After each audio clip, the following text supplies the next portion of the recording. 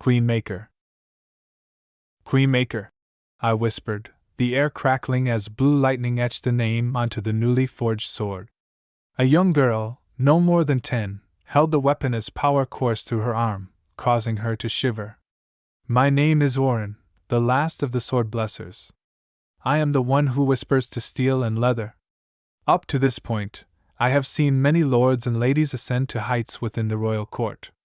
I've also seen alliances crumble into ashes at my words, but here I stand before a young girl, looking into her shocked eyes. I am just as shocked as she is. I've never spoken anything that rose this high up all the way to the king and queen. But there were rumors, whispers of the queen's increasing ambition. Nonsense! The girl snapped, trying to hide her fear. This sword, christened Queenmaker, does that mean it will make me a queen? I am but a lowly squire. She looked around to the elders, their faces full of confusion.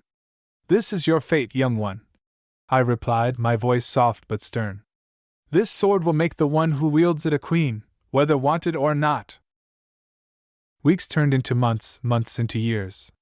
The young girl had become a young woman, training every day with the sword. She covered the Queenmaker's etching with wrapped leather in an effort to hide her destiny. The coup happened quickly and without any warning. The queen had been assembling forces against her own husband in an effort to overthrow the king. Late one night, the queen simply opened the doors and allowed her forces to storm the castle. I was a guest of the castle, in deep slumber when the attack started. There was a sudden pounding on my door that startled me awake. As I cleared the sleep from my eyes, I realized that there was a lot of commotion coming from both outside and in. I jumped up and opened the door to see the squire, holding Queenmaker, standing in the doorway. I can feel the sword drawing me towards this. Tonight, whether I like it or not, I'd become a queen, she stated, the determination burning bright in her eyes.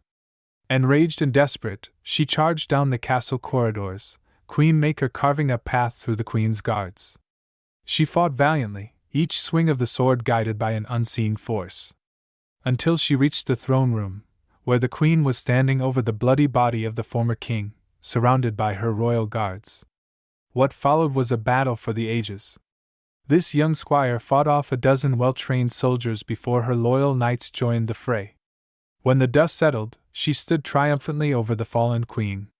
The remaining fighters shook off their battle haze and looked towards the former squire. The sound of metal armor hitting stone filled the room as they all bent the knee to their new warrior queen. The new queen spoke to her followers, her voice resounding with authority. I did not want to be your queen, but I clearly see my destiny now. She removed the leather strapping from her sword, revealing the blue glowing text inscribed. Queenmaker. Looking down at the former queen, she ordered her guards. Take her to the dungeon. As she ascended to the throne, I looked at her, the frightened eyes of a young girl replaced by the fierce gaze of a queen.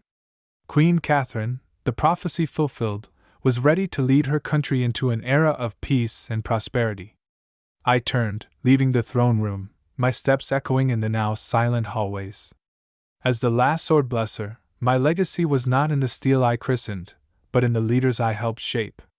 And as I left the castle, I carried with me the satisfaction of a prophecy fulfilled, and the anticipation of the many more yet to be discovered.